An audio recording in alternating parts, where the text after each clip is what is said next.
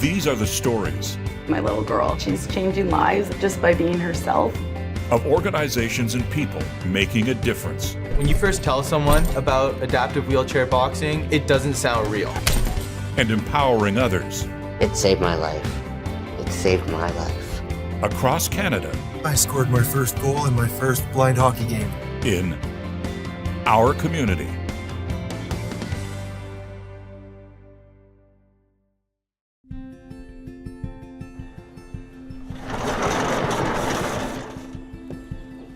This used to be a horse sanctuary. We've repurposed the whole barn for ElderDog. I come in here sometimes a little bit overwhelmed. I think, this is what it's all about. Often when people come in, their eyes are drawn to the walls. Every centimeter of space is covered with pictures of dogs, and they're organized according to the year in which they came into our care. We have year one in 2012 when we started operations, and then we go through the years around the barn. Each year takes up more space as we've supported more dogs, and we go full circle, ending back up with year 10. Now, in our year 11, we're going to have to come up with a new strategy to display our photographs. My name is Audra Cole, and I'm the founder and executive director of ElderDog Canada. ElderDog is a federally incorporated nonprofit and registered charity. We are dedicated to supporting the relationship between older adults and older dogs.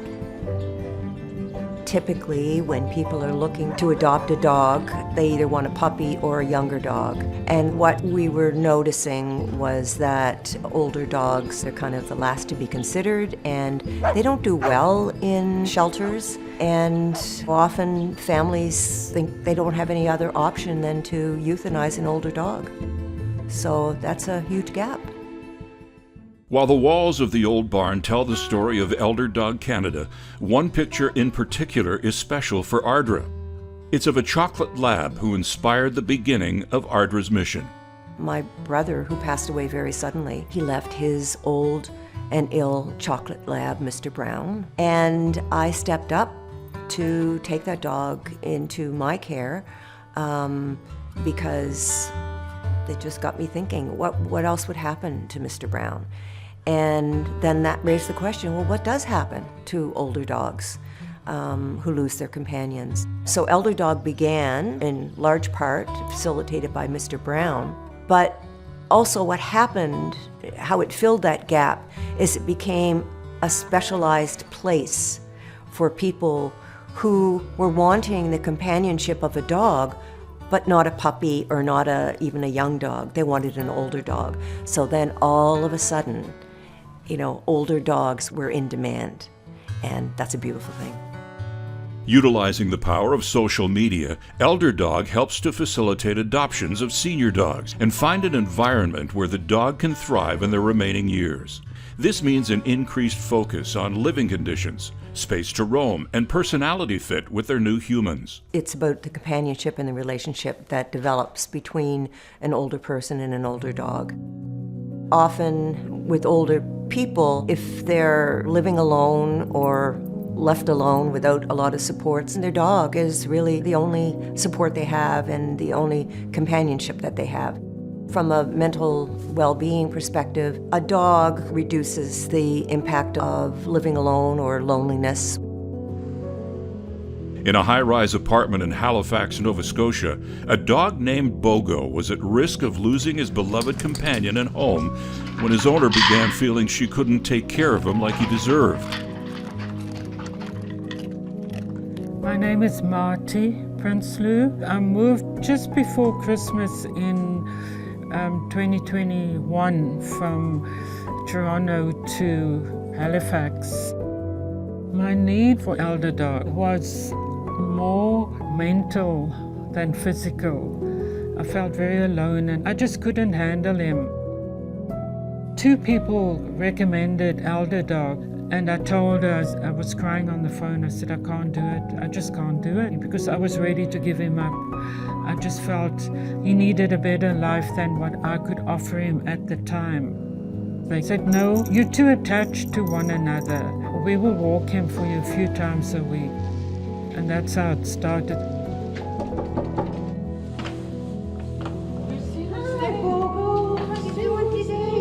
We're going to go down to the dog park. Oh, and he loves the dog park as well. As long as he's with you, he loves it. Come on, BOGO. He loves the walkers. At first he was really nervous, he didn't want to go.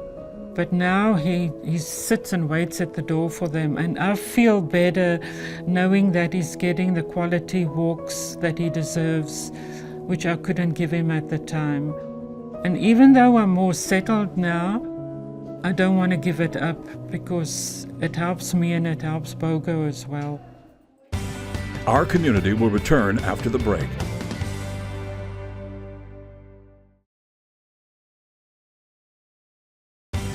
We now return to our community. An ElderDog volunteer customizes their care based on the client's specific needs. In addition to walking the senior dogs when there are mobility issues, volunteers can also assist with veterinary appointments. Volunteers can give as much or as little time as they have to spare. My name's Kathy Jones and I'm a volunteer at ElderDog. I think the main goal of ElderDog is to make sure that the seniors always have their dogs with them for as long as they can. It's their life and it's their dog's life. It's so important to keep the two of them together. I'm involved in the dog care support, in-home support, and a list comes out every month. If you walk that dog month after month, your name's on the list. Sometimes there's new dogs or dogs that need walks that they don't have a walker. I first met Marty and BOGO, it was probably a year ago now. Marty lives fairly handy to me, so I met Marty and walk BOGO once a week now. BOGO is a great little walker. BOGO likes to sniff a lot, and that's okay, because if that's what he wants to do, that's okay with me, I don't mind. But some days, like, he can go, and some days he likes to not go, so that's what we do. Whatever BOGO wants to do, that's what I'm going to do. Whenever we go to the park, I always have a pocket full of treats, don't I, buddy? Always. Yes, sir. We don't tell Mommy how many. Well, ElderDog volunteers love dogs, first of all. And there's a connection between us because I love my dog and they want to take care of him. So I just really feel there's a deeper connection than just a stranger on the street. Marty's become a friend. BOGO has become like a second dog. The social aspect of volunteering with elder dogs is immense. You meet a lot of really nice people and you become friends with them. And it's a huge part of it, and I think all the volunteers feel that. They have a special connection to the people that they see on a weekly basis and their dogs, because they do it months and months and months and sometimes years. There's a definite personal connection between walkers and their clients, for sure. Kathy has been a volunteer with ElderDog since the beginning, and she sees the potential for more growth in Ardra's mission. She's very dedicated, and she's a very caring person, and she believes that all of our seniors and dogs and our volunteers all deserve dignity. I'm excited to stay with the organization just for that reason. I want to see what's going to happen in the future, how much farther we're going to go. We're really lucky to have her. Back at ElderDog headquarters, there's a large carved wooden map of Canada that shows the widespread impact ElderDog is having. On that map, you'll see right now 38 little maple leaves with the names and dates of all of our pods. That's very powerful because some people who come think, oh, I just thought, you were a Nova Scotia organization. And so they really get a sense of who we are. We are coast to coast, and we have about closing in on 4,000 volunteers now. As a 100% volunteer-run organization, ElderDog wouldn't exist without them. And the commitment of volunteers across the country is just amazing. My name is Diana O'Connell. I've been a volunteer with ElderDog Canada for 3.5 years.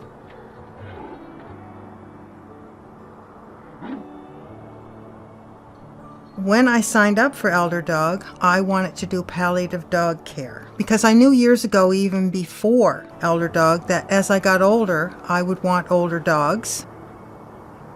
Teddy's my little old man. I've had Teddy for almost 5 months. He was a big hill to climb. He is been deemed palliative because he has so many issues, so many behavioral issues, his age. But his health is stable now. And it's stable because he's on, good veterinary care, a good veterinary diet for his health needs.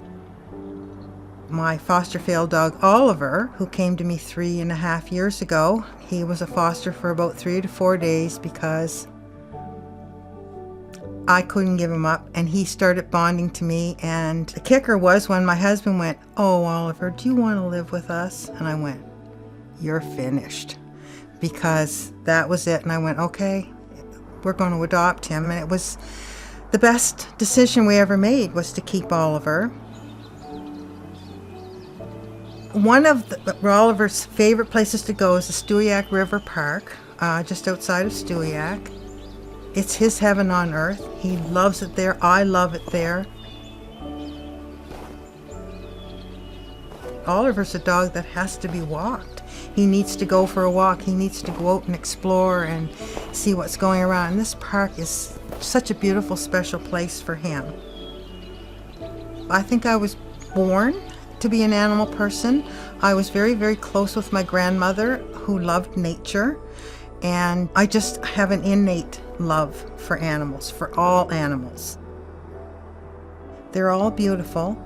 They all have a purpose. And they all have a right to be here.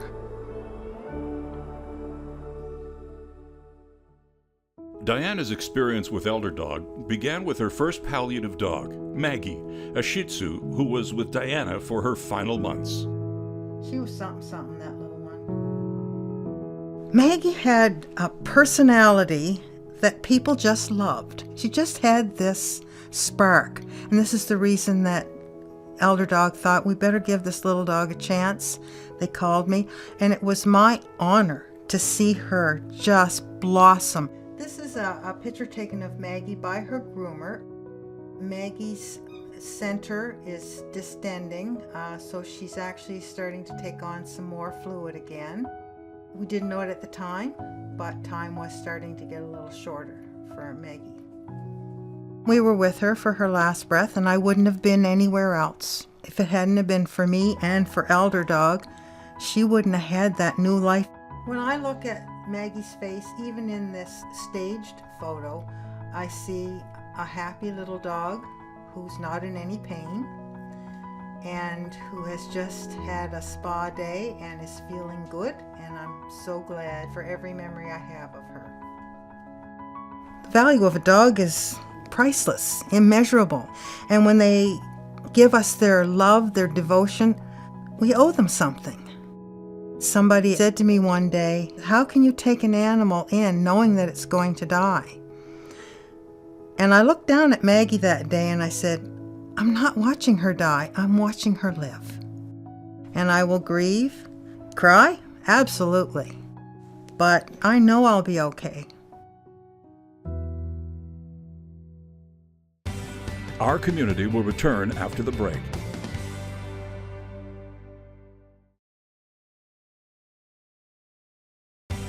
We now return to our community.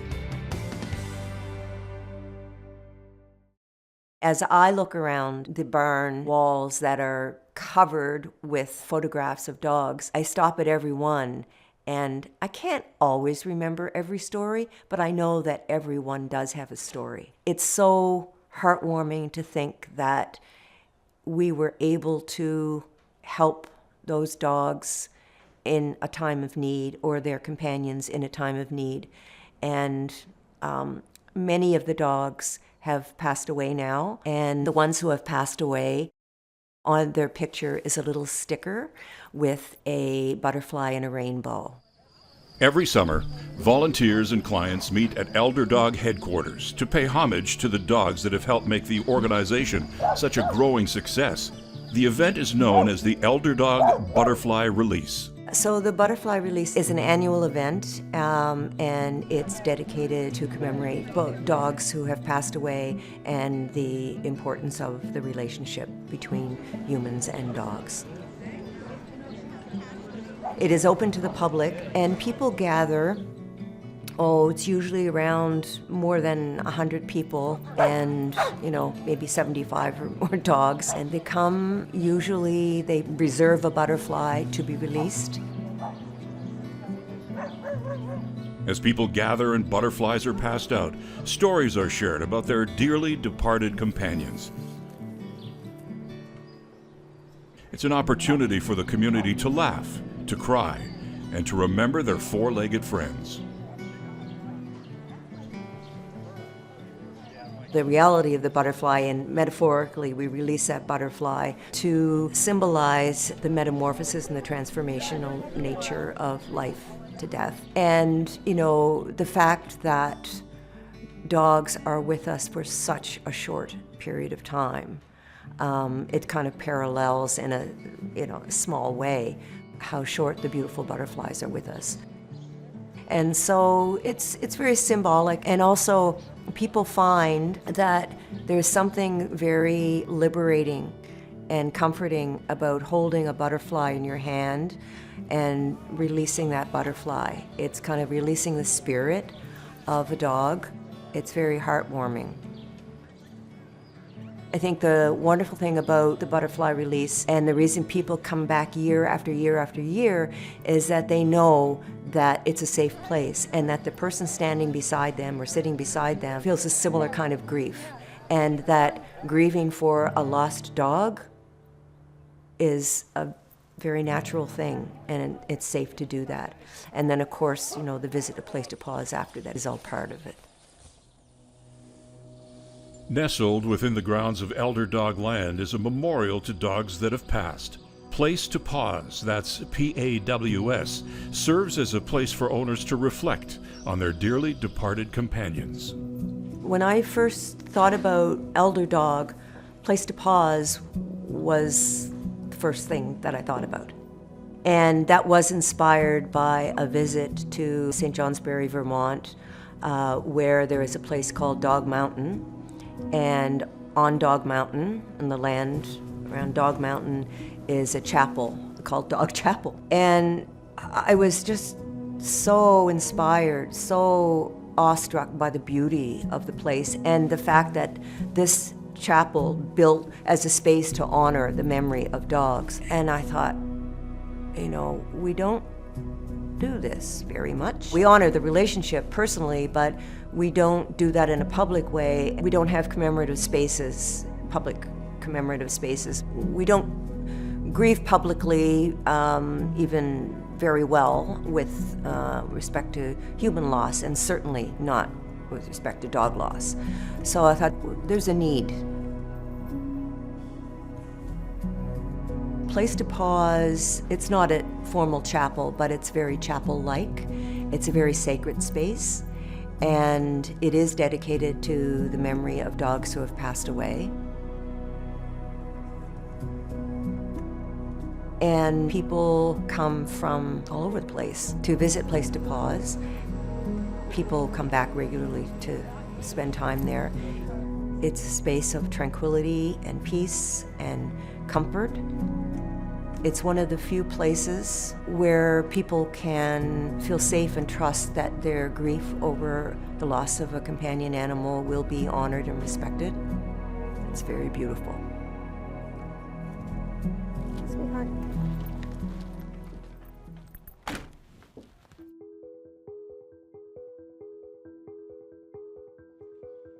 ElderDog really is a place to honor the relationship between humans and dogs in life and in death. It's time that people can appreciate time with their dog, or if they're not with their dog anymore, appreciate the time that they have had with their dog and know that those moments are precious. ElderDogs is a wonderful organization because they don't just take care of your dog, they take care of you as well. The friendships that you form is, for me, invaluable. I can't imagine living here without ElderDog. ElderDog means the world to me. The things that they contribute to older people like me and older dogs like her, it's wonderful. And I don't know where I'd be without them, really.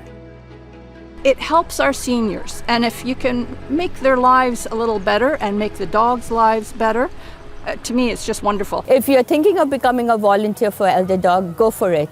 And if you're a dog lover, wonderful.